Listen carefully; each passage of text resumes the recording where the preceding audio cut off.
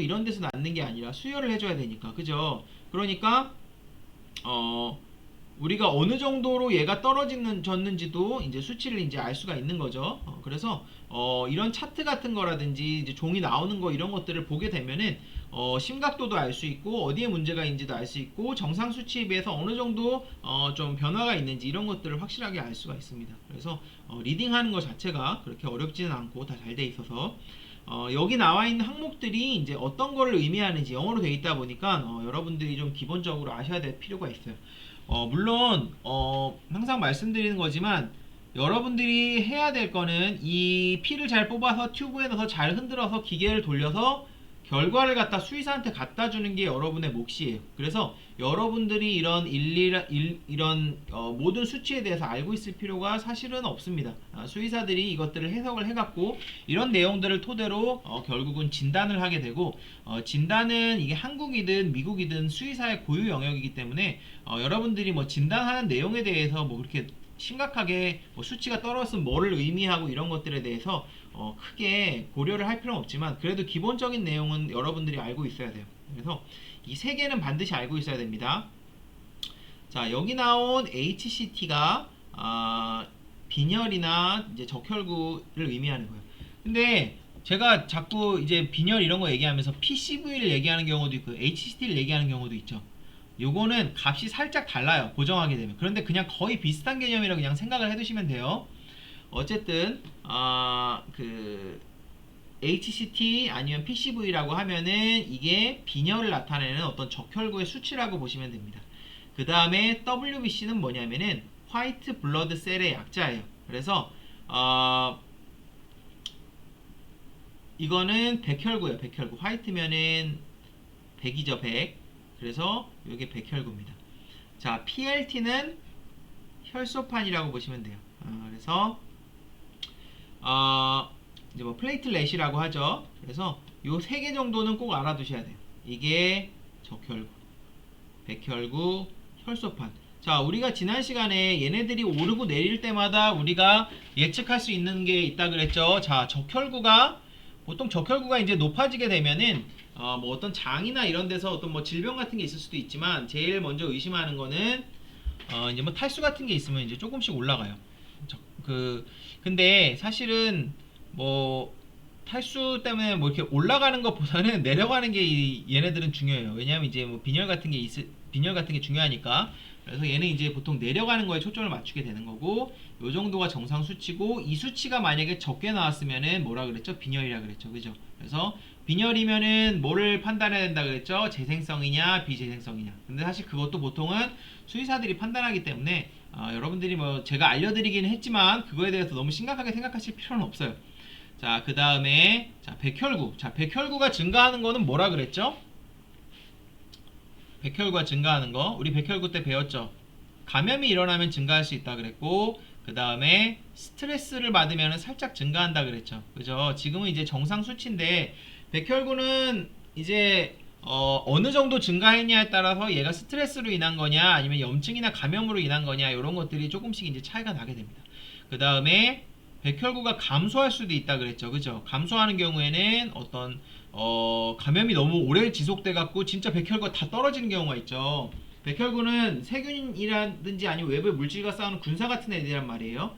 얘네들이 다 소진돼서 그럴 수도 있고, 그죠? 아니면은 어떤 약물 같은 거를 이제 투여를 한다든지 그런 것들 때문에 이제 뭐 감소할 수도 있고, 원인은 이제 다양하다고 말씀을 드렸고, 자, 그 다음에 백혈구는 비율이 있다 그랬죠. 비율, 그죠? 그래서 우리가 백혈구는 당연히 알아야 되지만 여기 비율도 같이 뜹니다. 자, NEUT라고 쓰는 게 뭘까요? NEUT. 이거는 지금 백혈구의 전체 수치는 여기 나와 있네. 예, 여기 나와 있고 요거는 지금 백혈구가 5개로 돼 있죠. 자, NEUT가 뭐였죠? 이거는 호중구입니다. 영어로도 조금 알아두세요. 호중구가 중간에 있다. 중립이다. 뉴트로필이란 말을 쓴다 그랬죠. 그래서 호중구, 뉴트로필. 자, 숫자상으로 제일 많죠. 그죠? 그리고 얘는 지금 퍼센트 상으로 봤을 때도 이거는 좀 정해놓지 않은 것 같은데, 어쨌든 여기 좀 돼 있을래나? 뉴트로필. 여기서는 지금 뉴트로필이 아니라 그래뉴로사이트라는 이제 표현을 썼는데 이것도 뭐라고 해야 되나? 뭐죠? 그래뉴이라는 게 뭐냐면은 과립이죠, 과립. 그래서 과립 있는 애가 3개 있다 그랬죠. 호중구, 호상구, 호염구는 이제 과립이 있어요. 그러니까 과립이 있는 애 중에서 이제 그냥 과립이 있는 애 중에 그냥 얘를 그냥 뉴트로필이라고 생각을 하면 돼요. 어쨌든 뉴트로필 비율이 보시면은 여기 지금 정해져 있지 않지만 보통 한 50에서 한 80%까지 되고, 이거는 지금 뉴트로필 비율이 정상보다 조금 적은 거죠. 그죠? 그 다음에 개수는 이 정도 되고. 자, 림프라고 써있는 게 뭘까요? 이게 림포사이트예요. 림포사이트. 이거는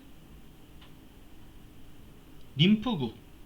이제 한국말로 좀 하면은 임파구라고도 부르고 요새는 림프구라고 부르죠. 모노사이트가 이제 단핵구가 됩니다. 단핵구.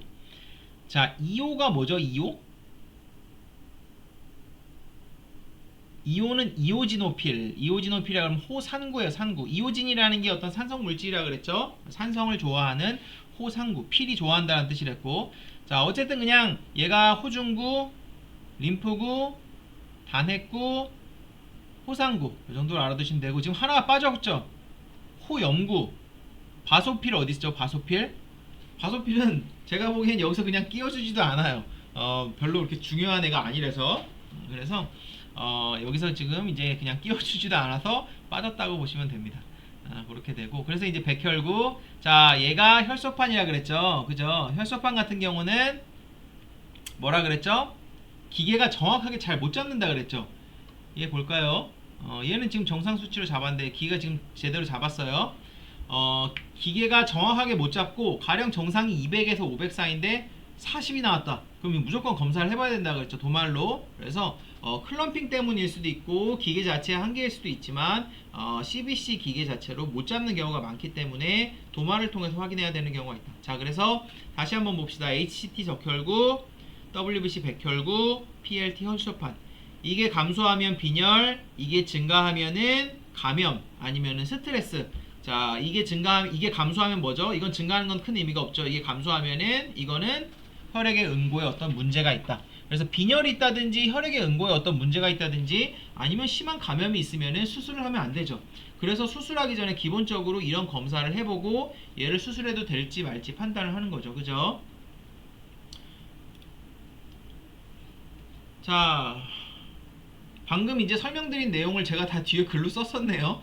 자, 그래서 사실은 이게 되게 간단한 해석만 제가 적어 놓은 거예요. 여러분들은 왜냐하면 복잡한 해석을 여러분들이 알 필요가 전혀 없습니다. 그래서 간단한 해석만 지금 적어 놨기 때문에 실제로는 이거보다 더 복잡하고 많은 이제 가능성이 있지만 그냥 이 정도로만 알아두시면 돼요. 그래서 HT 혹은 이제 PCB는 적으면은 빈혈, 많으면은 보통 이제 탈수, 다른 원인도 있지만 탈수 원인이 많고, 자, 구토나 설사를 하게 되면 탈수가 어차피 있는 거죠. 자, 그 다음 백혈구가 많으면 뭐랬죠? 감염이 일어나면 백혈구가 많다 그랬죠. 감염 말고 제가 여기 적진 않았는데 살짝 스트레스가 있어도 그렇고, 백혈구가 너무 적으면은 아까 말씀드렸듯이 어떤 바이러스성 감염 같은 게 이제 좀 일어나면은 이 파보 이런 애들은 백혈구를 엄청나게 소모시키는, 그래서 나중에 백혈구를 갖다가 엄청나게 감소시키는 이런 질병이에요. 그래서 뭐 어떤 이런 바이러스성 질병이라든지, 이것도 바이러스죠. 이런 애들이 이제 감염이 돼 있거나 아니면은 염증이 너무 심해가지고 백혈구가 그냥 다 소진이 이제 돼버린 거예요. 그죠? 그렇게 되면은 백혈구가 또 떨어질 수가 있고, 그 다음에 뭐 재생불량성 빈혈이라든지, 그죠? 아니면 항암제 같은 거, 그런 것들이 이제 맞게 되면은 백혈구가 떨어지게 되고. 자, 혈소판이 적은 경우에는 뭐 기생충 감염이 있다든지 아니면 어떤 어떤 면역원성으로 문제가 있다든지, 어떤 면역원성의 어떤 혈소판 감소증이 있다든지 아니면은 어떤 기생충 감염 같은 게 있다든지, 그럼 혈소판 같은 것들이 이제 떨어질 수가 있고, 말씀드렸죠. 기계에서 혈소판이 적으면은 무조건 도말해봐야 된다 그랬죠. 그죠? 그래서 수술 전 검사에서 일반적으로 혈소판이 적게 되면은 수술이 취소되는 경우가 많이 있습니다. 그래서 수술 전 검사에서 CBC를 했는데도 혈소판이 적고 도말을 했는데도 혈소판이 적다. 그리고 막 몸을 보니까 막 반점 같은 것도 심지어 있다. 그러면은 이거는 수술이 이제 바로 취소되는 거죠. 왜냐하면은 혈소판의 문제는 굉장히 심각하다 그랬죠. 왜냐하면은 수술은 반드시 출혈을 동반하죠. 근데 출혈이 났는데 혈소판이 문제가 있어서 피가 안 굳으면 어떻게 돼요? 그거는 이제 얘가 죽을 수도 있는 거죠. 그럼 이제 이거 다 열어놓고 그런 일이 생기면 굉장히 곤란하니까 수술이 취소되는 거죠. 자, 그래서 적혈구의 주요 지표 HCT부터 보시면은, 자, 이게 감소되면은 빈혈이라 그랬죠. 우리가 이제 헤마토크리시라 부르는 이제 수치이고, 그냥 간단하게 얘기하면은 그냥 어떤 빈혈의 지표라고 그냥 이제 생각을 하시면 됩니다.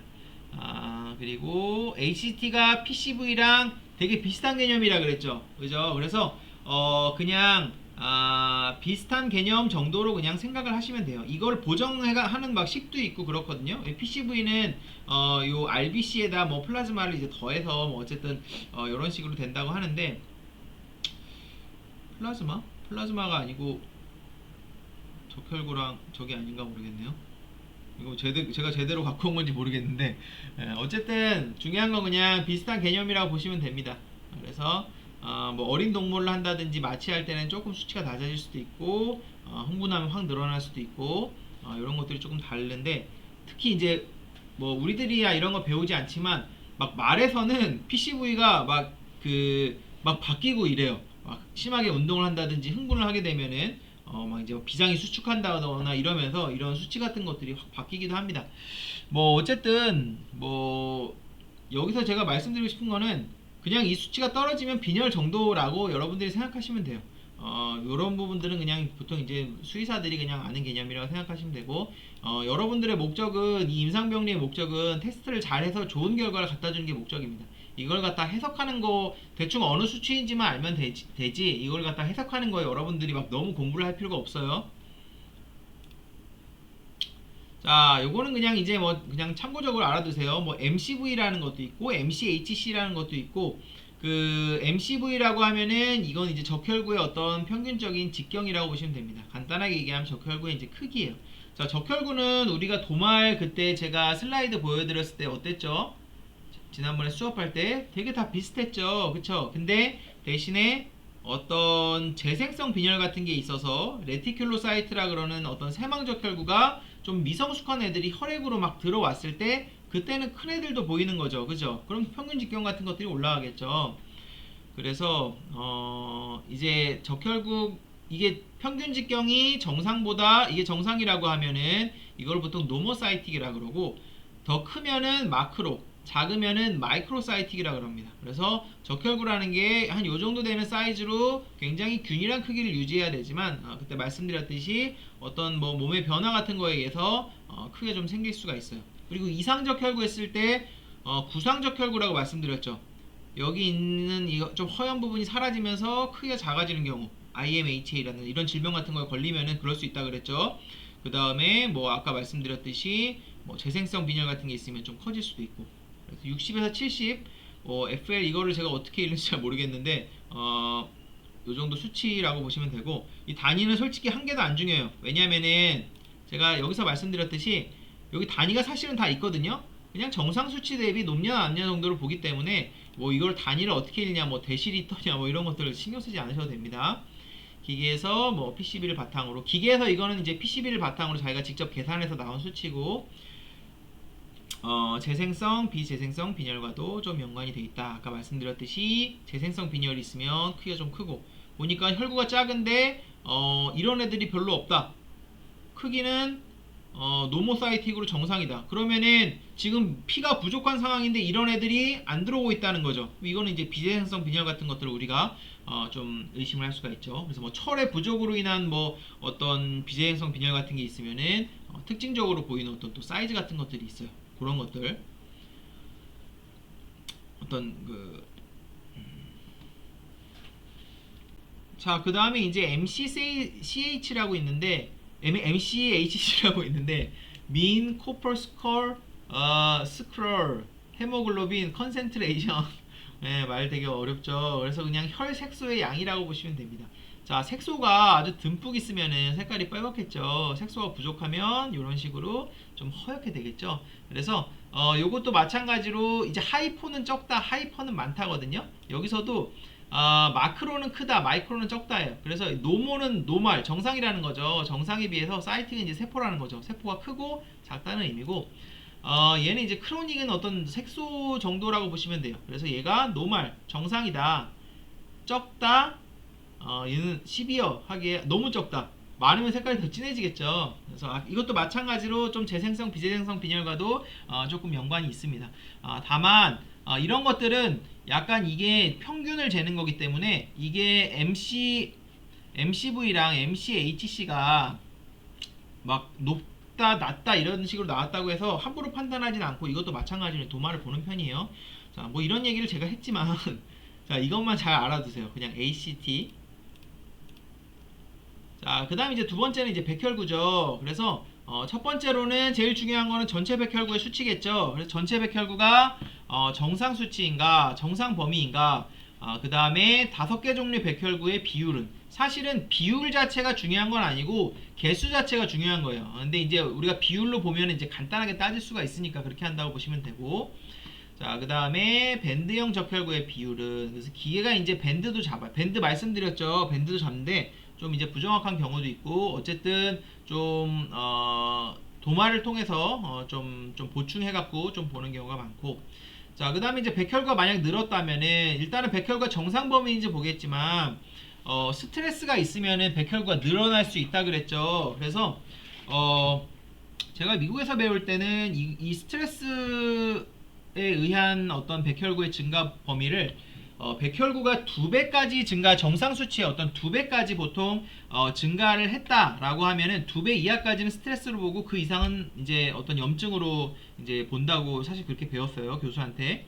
근데 또 이제 여기 와서 보니까 이제 뭐 한 3만 개, 4만 개 정도를 넘어가면은 스트레스가 아닌 염증으로 본다, 뭐 이런 식으로 좀 얘기를 하기도 하고, 그래서 뭐 그런 기준은 조금씩 다른 것 같아요.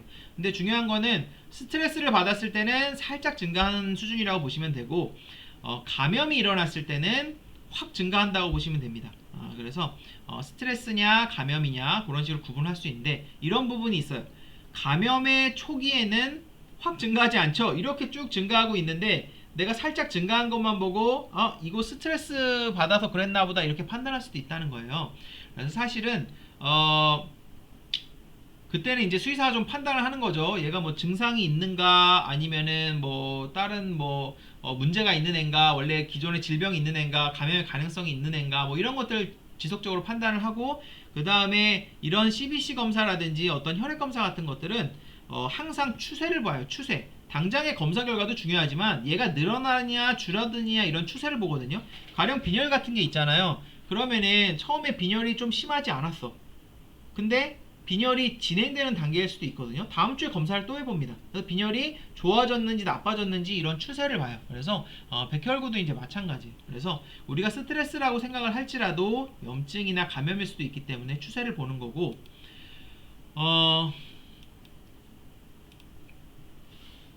네, 그래서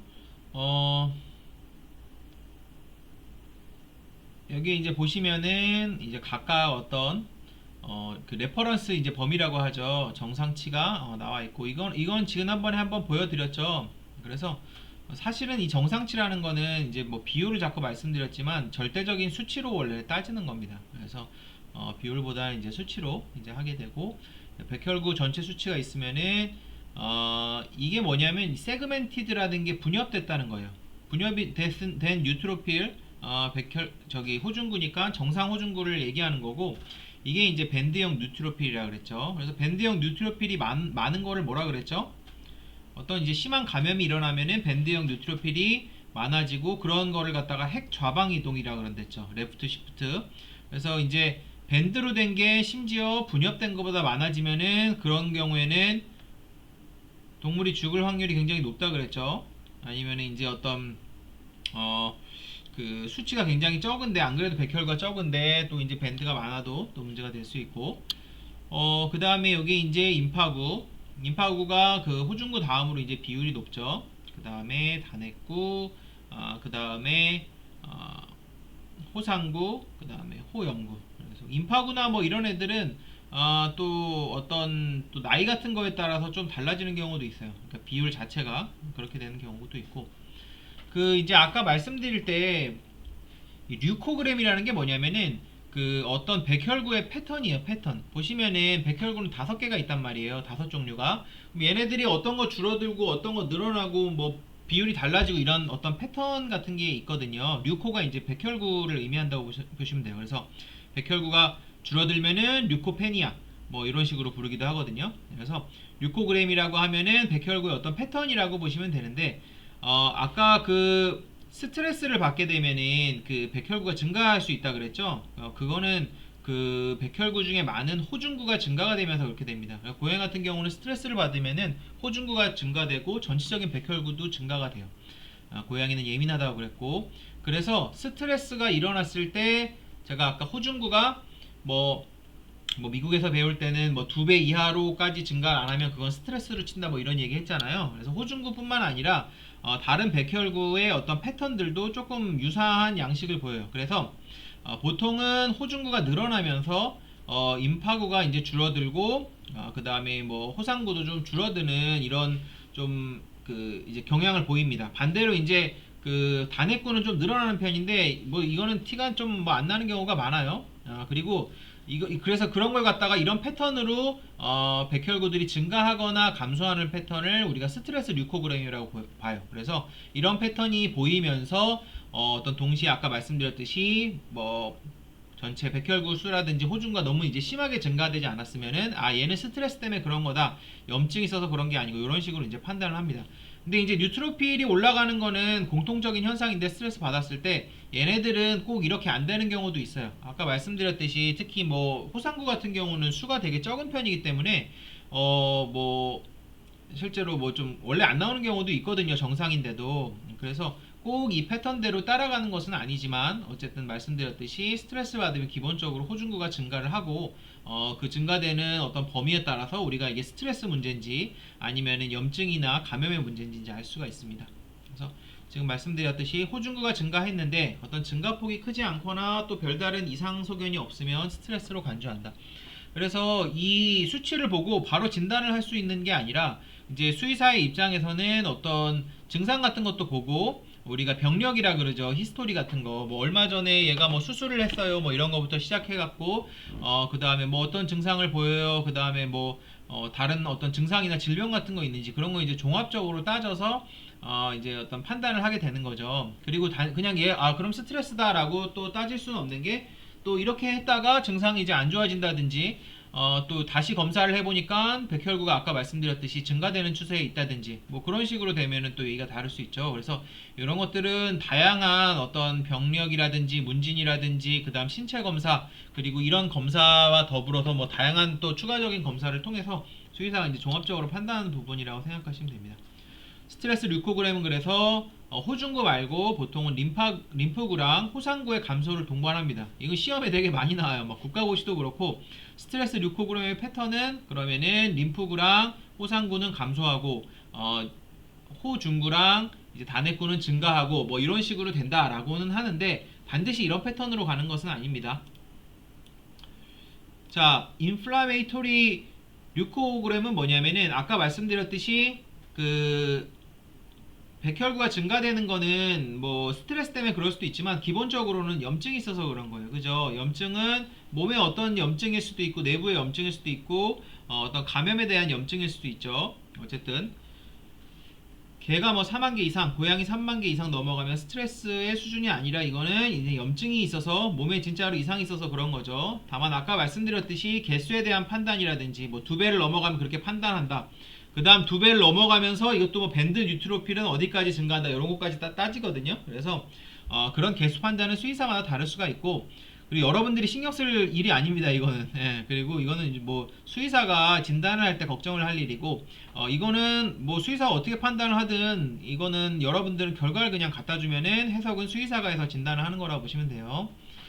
그 다음에 여기 나오네요. 레프트 시프트라 그래서 어떤 밴드형 호중구가 아까 뭐 정상이 뭐 한 100개에서 300개 정도였죠.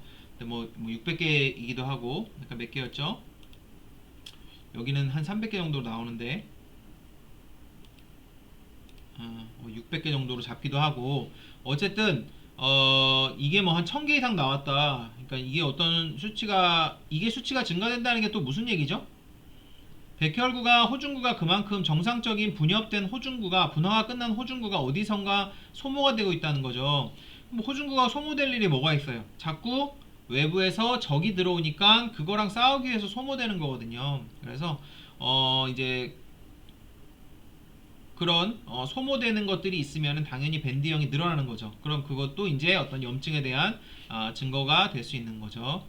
그 다음에 늘어나는 수치가 뭐 크게 증가하지는 않았어요. 좀 그냥 살짝만 늘어났고 백혈구가 그럼 뭐 이거는 그냥 스트레스 때문에 그런 수준인 것 같다. 수치상으로는 그런데 뭔가 이제 걸리는 게 있을 수 있는 거죠. 얘가 염증이 의심이 된다든지 아니면 딱 신체 검사를 했을 때 어디가 뭐 부어 있다든지 염증이 생기면 부어 있고 열감이 있고 뭐 통증이 있고 그런 몇 가지가 있거든요.